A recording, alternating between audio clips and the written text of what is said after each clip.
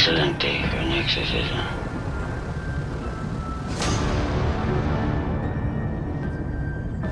I see dead people.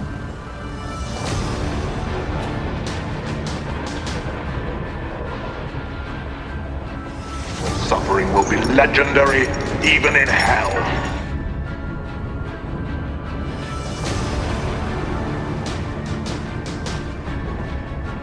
It's alive!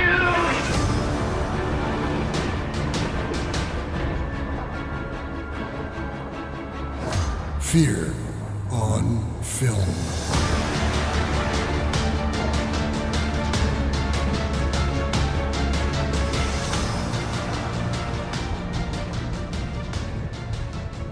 Hi, I'm Joe, and welcome to a special bonus episode of Fear on Film.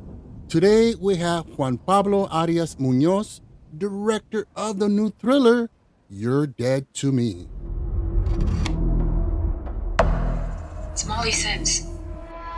They found her dead and cut open without a rib. Investigations are underway for what they're now calling the Genesis killer. Genesis is totally a party crasher, rib snatcher. Guys, what was that? Olivia? Olivia, open the door! There's a psycho leaving a trail of girls' bodies out there. Girls die all the time. It just happens to be closer to us now.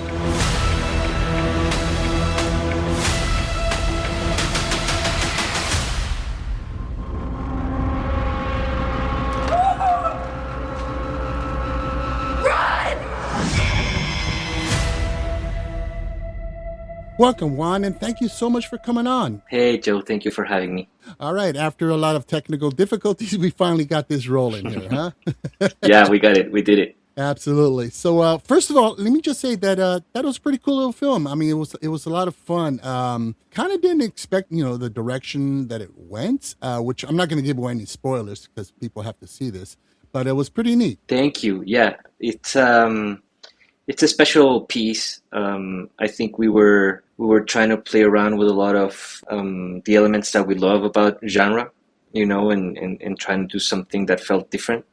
So yeah, it's a ride for sure. Yeah, it was beautifully shot. I love the cinematography and the aesthetics that you got going on there and the camera work. It definitely plays tribute to 90s horror icons like Scream and I Know What You Did Last Summer. What specific visuals or narrative tropes from Wes Craven or, say, Kevin Williamson did you most want to borrow, and which ones did you try to just, stay away from overall? Well, I think the reason why it feels so 90s, it's because the narrative setup is these teenagers. It's a film about teenagers and the cusp of adulthood, basically, right? It's these three friends that are locked up in this house, and while they're dealing with the disappearance or death of some of their friends, they're also trying to figure out what to do about their lives. And I think that's the thing that feels the most throwback of everything. So when I read the script, I immediately saw that all those elements were there, and I thought it was necessary for the film to feel like it knew that it was going to those places that we've known and loved for ages. I grew up on those films.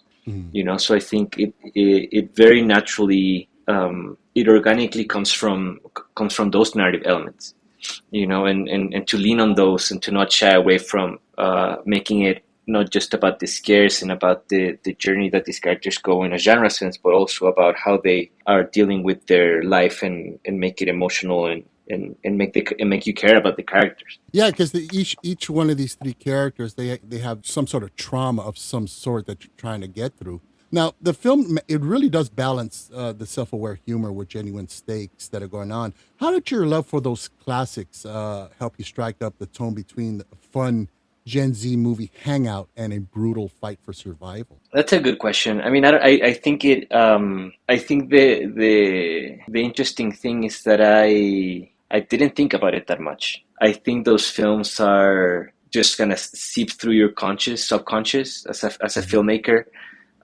Sometimes you don't even have to go and try to find the references. They're just kind of there from where your mind goes immediately when you're trying to build something, if that makes sense. Mm-hmm. And that's why I think they come organically from the story, mm-hmm. Because these movies about teenagers and the circumstances that we're discussing, they don't really get made anymore. About groups of teenagers that are basically bored in their suburban life, and they don't have anything else to do but go to school, and that feels like such an empty, like a life devoid of meaning. Mm-hmm. That's a very 90s, early 2000s thing to explore. I think horror movies have moved away from that in the last 2 decades. Well, with Obsession coming up, I think the characters in that world feel like they belong in those early 2000s movies as well. But I think it's just seeped in the subconscious of what a teenager film should do, and it's interesting to put it into Gen Z context because it's completely different, and the way that they relate to each other is completely different. Social media is a thing now that it wasn't in the times where, the original Scream came out, where people talked on the house phone. Those were the calls you were getting. And now there's other ways to interact with your environment, which are, like I said, social media, Reels, TikTok. People, like for sure, if there was a serial killer on the loose on your neighborhood or on your town, you would hear it from your friends on social media. That's what to me becomes so interesting about the throwback 90s, is that it is the throwback, but at the same time it is a lot of new stuff. We try to bring a lot of more of the slow burn, really aesthetic horror that has come up in the last decade, and try to make that blend. What would a Scream look like if you shot it with anamorphics, and you really push the color, and you really push the camera movements, and you take your time with the shots, and you compose some very singular, non-conventional compositions. That's the aesthetic journey that we were going for. Well, it definitely worked. I mean, it definitely comes across as I guess you could say, an evolved version of the 90s horror genre, with the teenagers and bringing it into today's time setting, utilizing, like you said, social media and so forth, and still retaining the elements of trauma and growth and issues that these teenagers have, and bringing it in today's time, and it really worked. Yeah, I appreciate that. I mean, you go into every film, you have an intention. You don't know what's going to happen. You don't know how it's going to come out on the other end. So it's great. I really wasn't expecting it. People are discussing the 90s aspect of it.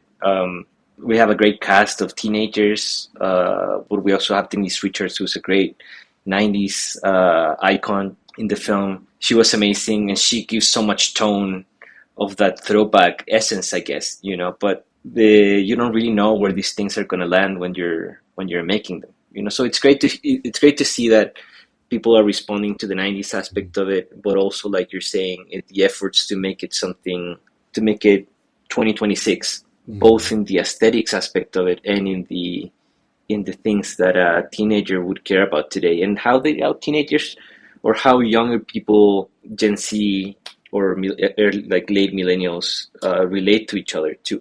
It's a very different type of relationship than in the 90s. Yeah, and I think that we are kind of sliding into a new era of nostalgia as far as horror. We obviously had the 80s nostalgia kick with a lot of these, throwback, in tonality of the 80s. And I think we're kind of sliding into the 90s now, in the new era of nostalgia. And I think that may be the new wave, the next trend. I think that'd be great. I think that's always great when the genre gets reinvented or gets refreshed with something. I think we're on a slow burn elevated horror for a while, which was great. Mm-hmm. It has its own value. I'm a big fan of that type of film, but films became progressively like more serious, very political, very not very self-aware, very elegant, very sophisticated filmmaking. But horror films used to have a lot of sense of humor too. Yeah. They used to be very self-aware. there's an aspect of it that you're having fun with what you're making, and at least for the better part of like the 2000s going forward, after the trifecta of Get Out, The Witch, and It Follows, it was just like all like very serious filmmaking that I appreciate, but there's a whole aspect of it that you're having fun, you're trying to say something, but also you're trying to just make it a great ride, and you know what you're getting into, you know. Right. So for instance, something like the kitschiness of the genre was completely left aside, you know. The camp aspect of it was completely left aside. Things that are great because they're exaggerated, you know, things that are interesting because they're wild, they just really push the envelope into what can be put on the screen. We're as filmmakers in the 2010s or the early 2020s, we're just really trying to hide things, you know, in an effort to make things interesting. But I'm glad that it's the self-awareness is coming back, and you know, it's sort of like sitting down, making a film or watching a film, and you know what you're getting into. Just make it fun for your friends. Again, I think it's always important to try to say something with your films and try to give it a deeper meaning, even if it's just connecting with characters in a deeper way. But that doesn't mean you can't have fun, and that doesn't mean you can just be wild, you know. And I think that's something that I'm really excited that horror films are getting back. Yeah, well, you know, I think that it's all anchored in the independent horror film maker community, because studios will go with trends. They will go with demographics and statistics, and this is what works and this is what doesn't.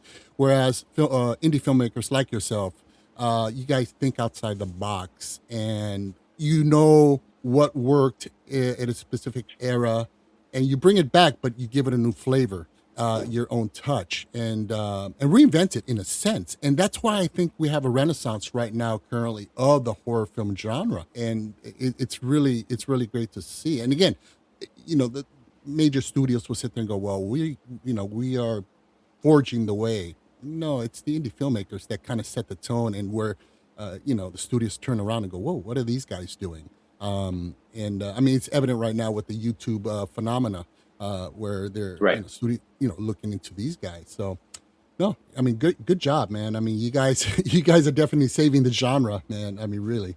Thanks, man. I mean, for me, it's just it's fun. It's a job that I love to do. I'm a big film buff, and I've been very lucky that I've gotten to make a lot of films in the past few years. And it's always exciting to try something different, you know, and you never know if it's going to be successful or if it's going to be, you know, connect with the audience. That part, it's completely out of my control. But you always do your best. You try your best. And to me, experimenting with different things or creating a structure that will surprise you in some way, or creating an aesthetic that feels unique. But it's always an experiment. Like, you don't know if it's going to work or not. And that's something that I think at least studio films, they try to control that experiment as much as possible for safeguarding the investment, you know. Right. Mm-hmm. But I think, like you're saying, in independent film, that's where you really get to take chances, and you really get to have freedom, and you get to do things that you wouldn't be able to do in an environment where you have to sort of create in a committee, you know. Right. And you have to behave, because it's, I mean, I've made films with studios, and you have to be a good boy, because it's a job, you know. It's right. Unless you're coming into these rooms with enough leverage on your career where you can really fight for something unique, and you get to have final cut, or you get to be involved in all these stages of production. It's really important to be a part of that system. So independent films like the one that you watched, I think, like You're Dead to Me, I think really give you the freedom to try different things. Like, those commercials are so abstract, you know, and we shot them in a way that was so weird, and we used a light that was so strange. Mm-hmm. That would never happen on a film with a big budget, because you would never shoot with the camera that we shot it. You know, we shot it with an actual camera from the late 90s. So to be able to make that call between me and my DP and just put that on the screen, that freedom is like nothing else, you know. So at least, and I think this is something that Chris Nolan said once, that that's the great thing about independent film, that it doesn't have to, hopefully it doesn't have to mimic the studio stories and the studio way of making things.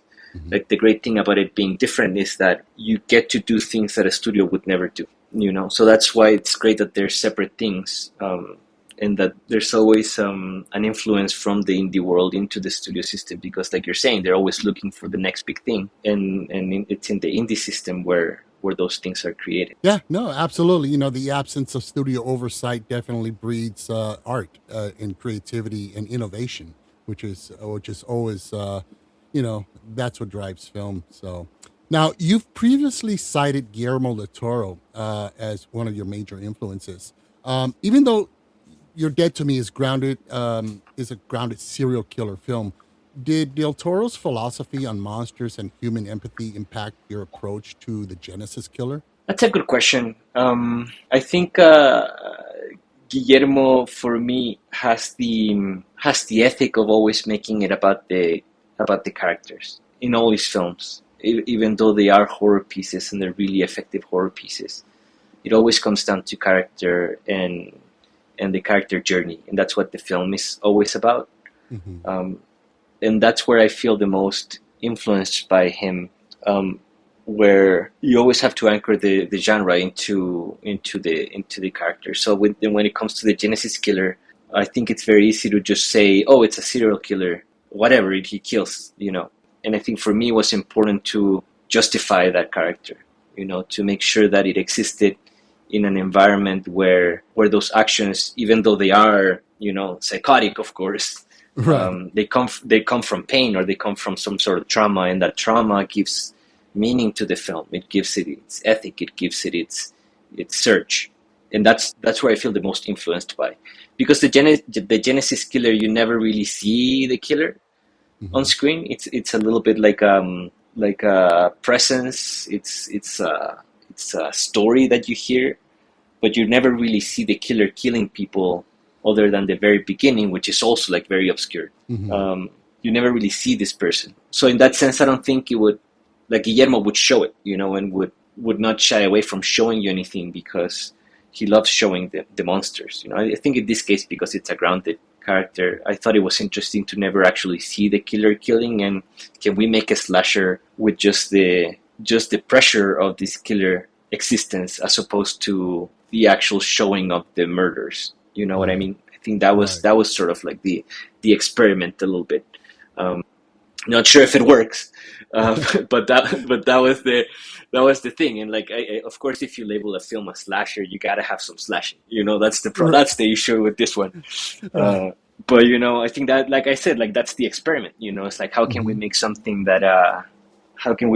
different? But the film does have its sequences of horror, for sure, but I guess if you're coming in with like a slasher idea, you definitely expect some slashing, like I said. Right. Well, you definitely take it in a different direction, which really I found definitely very refreshing. You know, I definitely was misled. I was thinking one thing, and then again, here comes a twist, and then there's another twist, and then you take us down a completely different journey. And again, you know, that's very, very effective.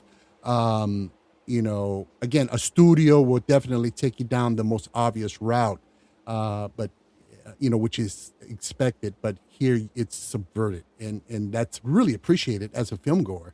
Don't insult us with the same old tropes. You know what I mean? It's very effective. Now, thanks, man. Thank you. Yeah, absolutely, man. And now, your co-writer and producer, Terry Castle. Now, we're talking horror royalty here. Is the daughter of legendary horror filmmaker William Castle, who brought us House on Haunted Hill. What was it like collaborating with her? And did any classic horror DNA rub off on this film? It was great. It was a good collaboration on pre-production. You know, discussing the script.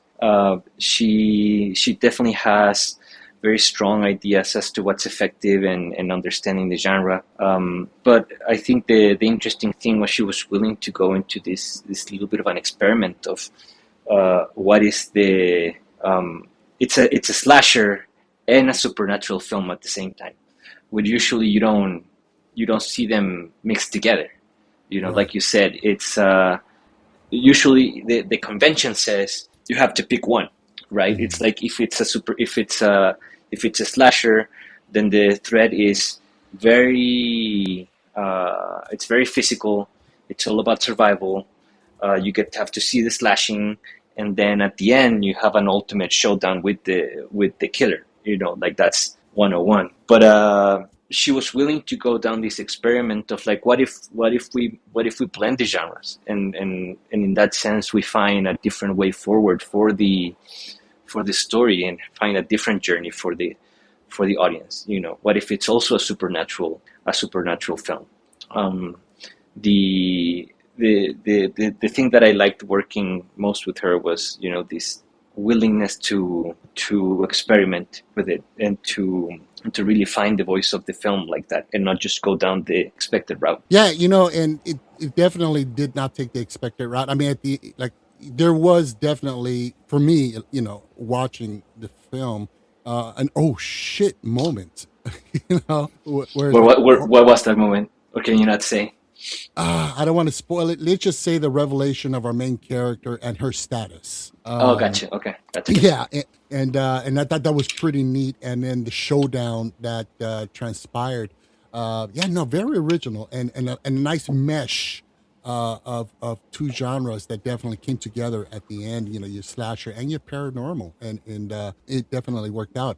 Now this is set in an isolated mansion, which sets the main trap for our characters, which I love, by the way, because this is a nice polished, beautiful place that you know, your primary location, and you know, you use that as a backdrop for something horrific, and I don't know, there's something about it that's just so much more effective. And now, how did you use this geography and the architecture of the physical location to ramp up the tension and the paranoia? Well, I think the space, because the film took place basically 97% inside one location, we needed the space to be a character as well. You know, so we couldn't shoot it in any old mansion, and we shot it in Houston, Texas. There's tons of like Victorian houses. There's tons of like big houses that we saw. I really wanted a glass house feeling. You know, I really wanted a modern sort of like rich person entrapment. So again, it would feel different. You know, so it doesn't feel like, you know, the usual houses where you see the suburban nightmare of Halloween or the suburban nightmare of Scream. Like, hopefully it's a different suburban nightmare where these kids are so rich, but they're also so trapped by their wealth. Mm-hmm. You know, that was the feeling that I wanted to create. And the house is very specific. It's very particular. It's floor to ceiling glass. It has these huge hallways that are very strange.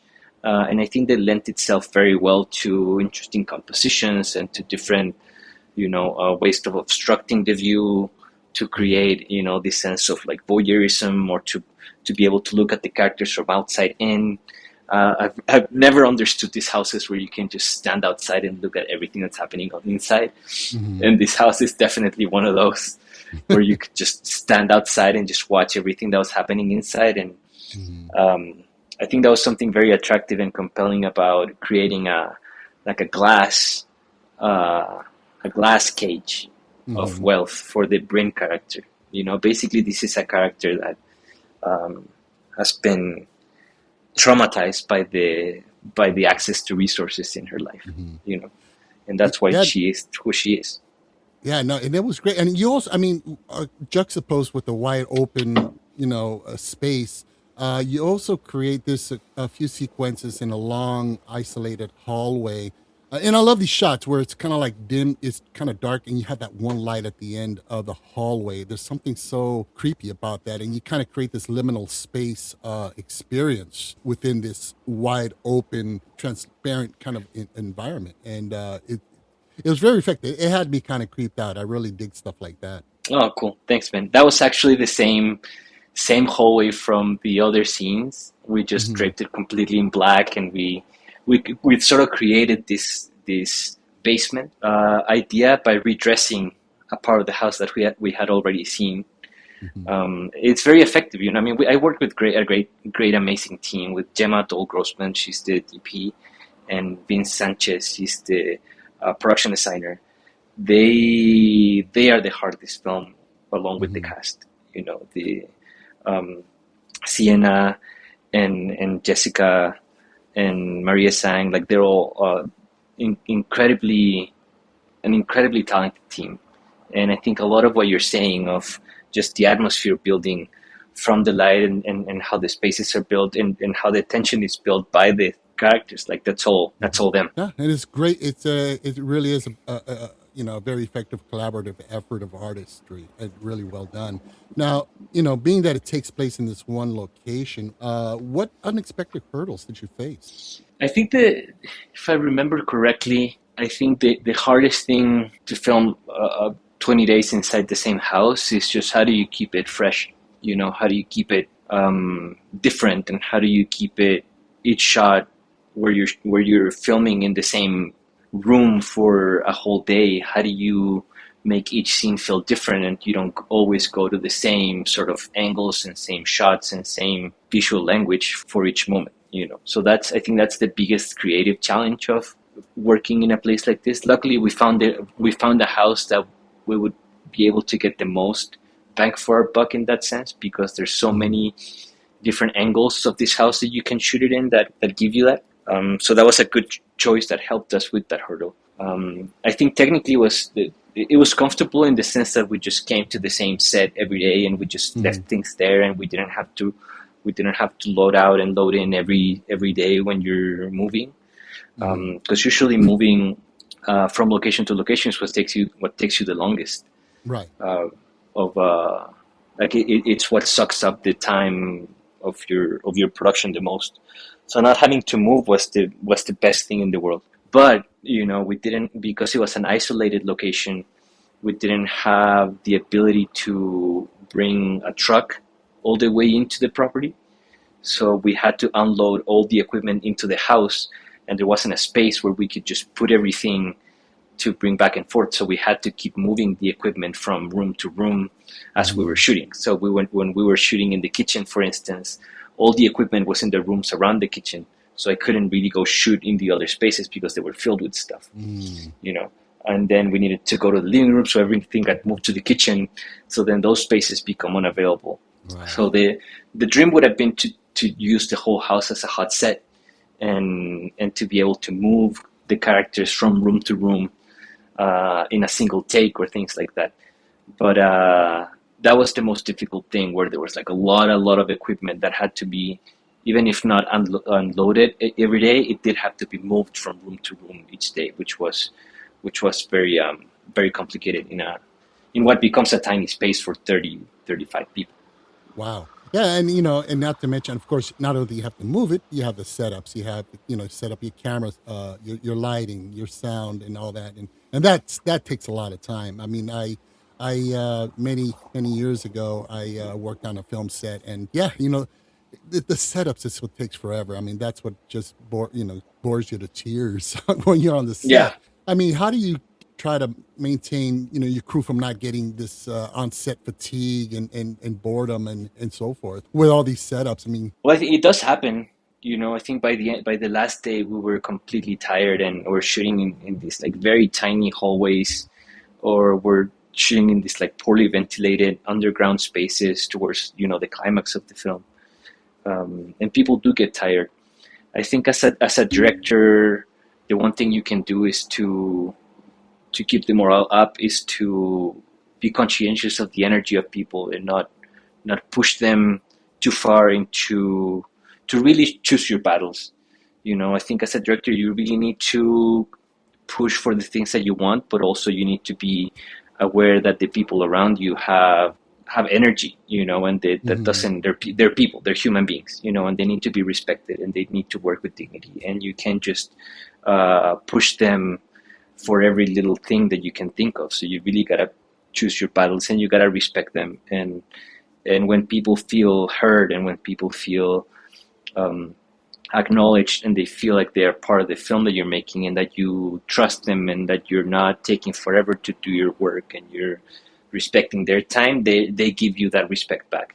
And it's important to take care of the morale of your team. It's important to thank them. It's important to make sure that they feel appreciated by you. It's important that they are aware that you know their names, and that you thank them, that you're thankful of them, of their work. And just little things that go a long way, of like telling them something great that they did during the day, that how much you appreciate them, saying some words at the beginning of the day, saying how much you appreciate the effort everybody's doing.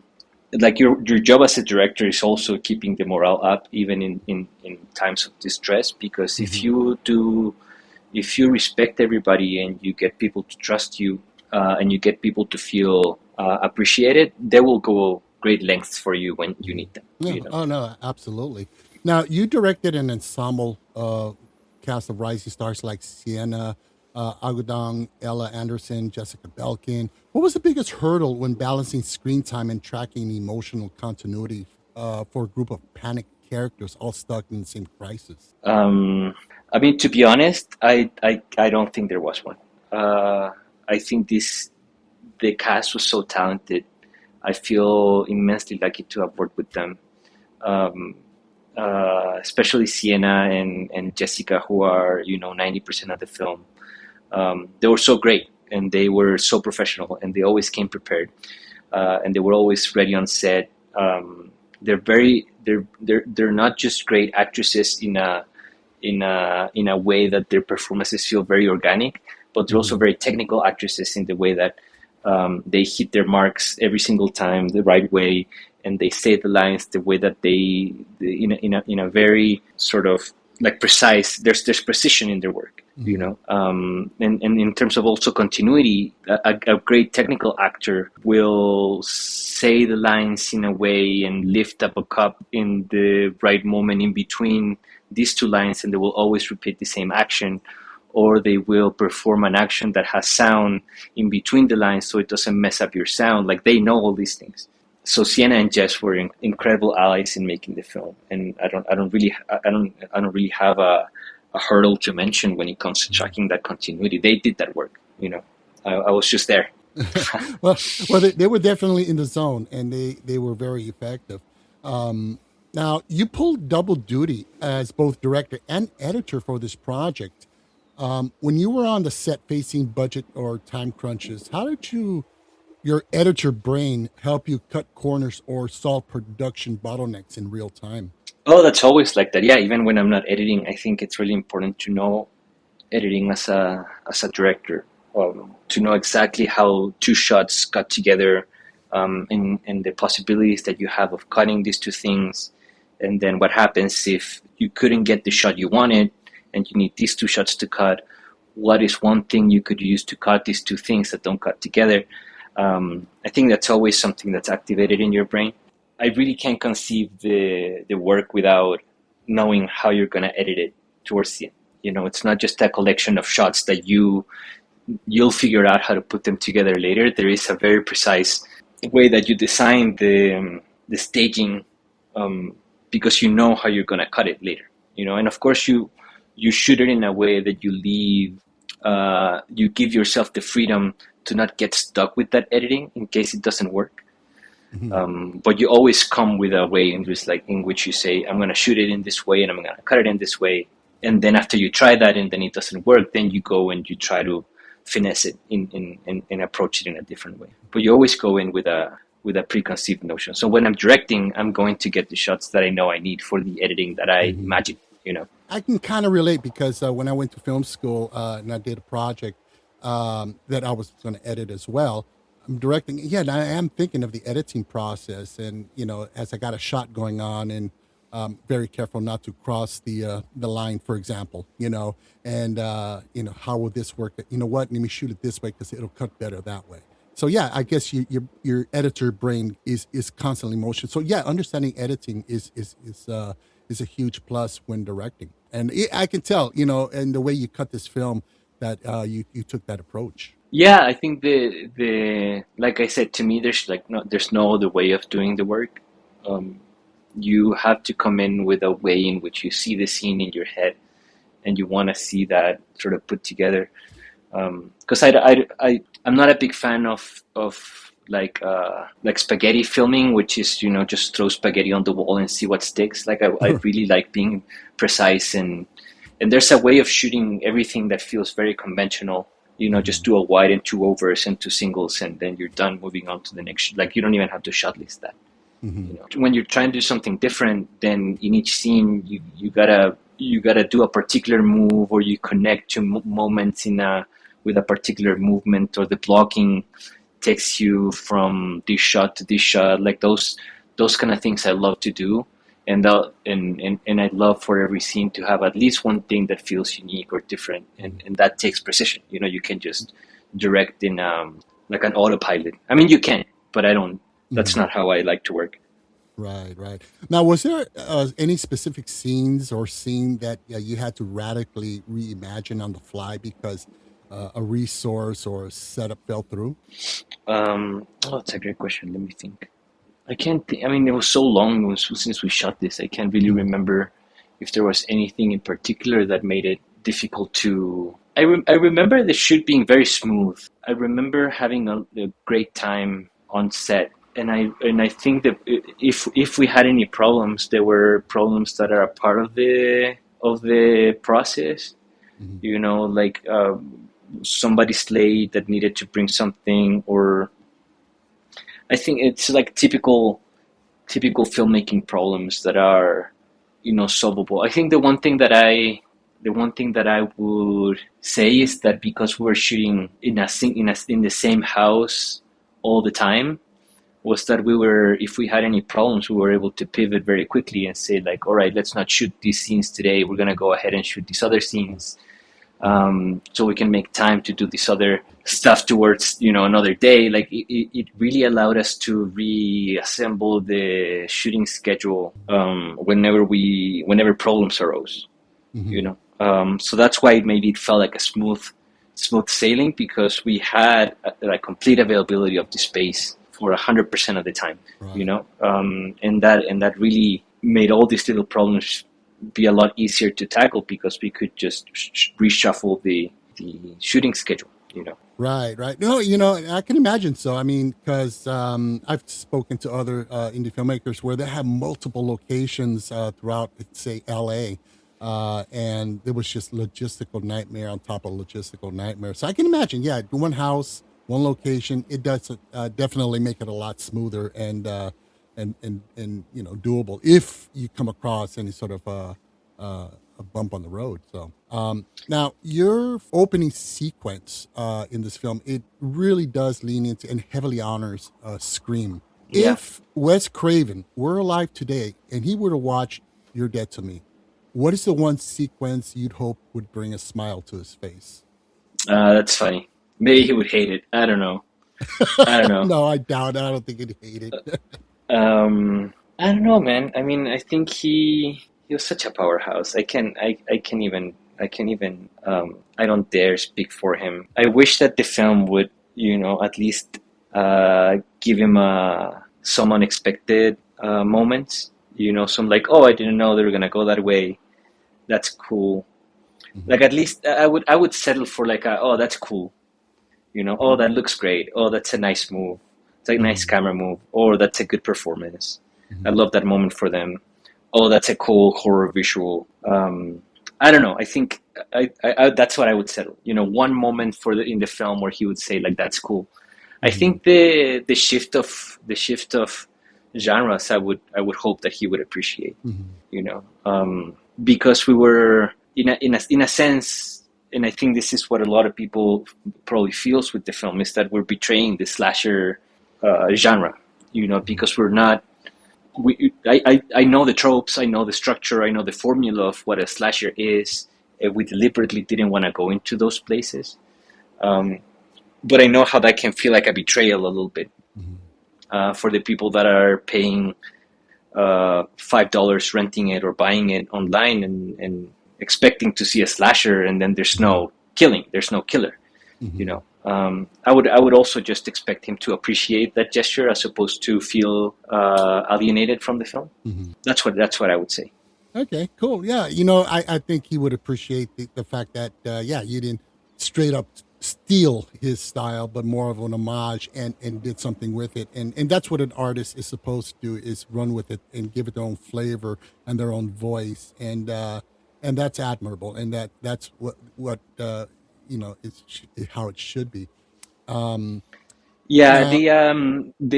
remember we looked a lot at the Scream, at the original Scream opening with Drew Barrymore, and basically we had the same scene, but we shot it in a single take. And the original edit was a 10-minute, basically one-shot sequence of Molly talking on the phone, getting ready for prom, and then getting killed, all in the same shot. It got edited later, but that gesture, I hope that he would also appreciate.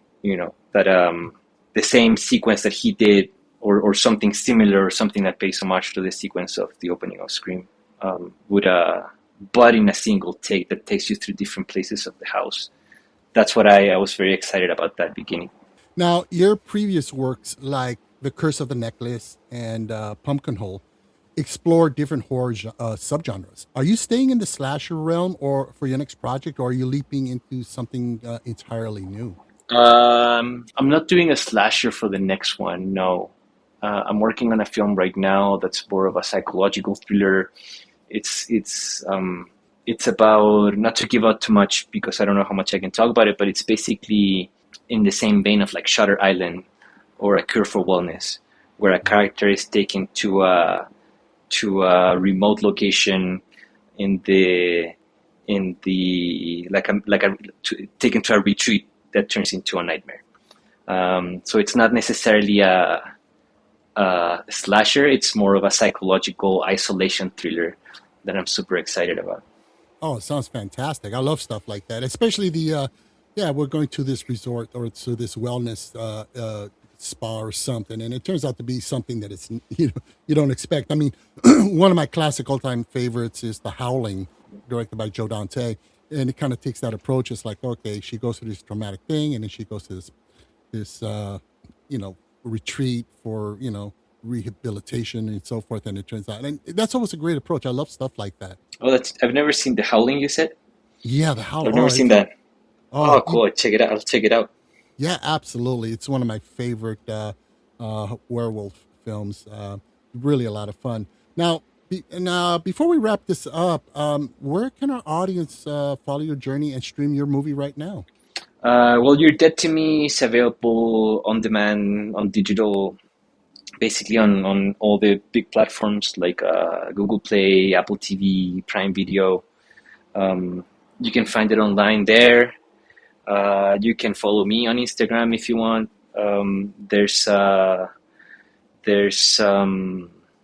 I think that's where I keep, keeping updates of all the work that I'm doing. I'm gonna go shoot a film now in October, November, and I'll be sharing that journey there as well. Most all my films are on, like, after they went through their theatrical run, they're on streaming, and I think The Curse of the Necklace is on Tubi in the US, and it's on HBO Max internationally. And there's a couple countries where it's on Netflix. All right, folks. So definitely check out his film. It's a lot of fun. It's very interesting, and definitely takes some twists and turns that you don't expect. Like Juan said, some people may feel like, oh, I was expecting this and I didn't get that. No, you know what? Go with the flow. Just go with it, and you do. It's so much fun, and I really enjoyed it. Thank you, man. Thank you so much for the kind words. I appreciate it. Oh, anytime, brother, anytime. And thank you so much for coming on, and thank you all for listening. We really hope you enjoyed the show. So please help to support the podcast by giving us a nice 5-star rating. Leave us a good review. Or another way you can support us is simply to follow us on Amazon, Apple Podcasts, Spotify, iHeartRadio, Deezer, Audible, Boomplay, or wherever you get your creepy podcast fix. Also, don't forget to follow us and check us out on Instagram, YouTube, Threads, TikTok. All of this good stuff, you can find it in our Linktree link below in the show notes.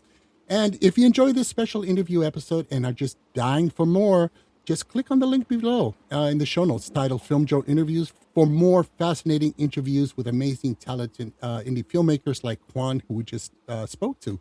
So check it out.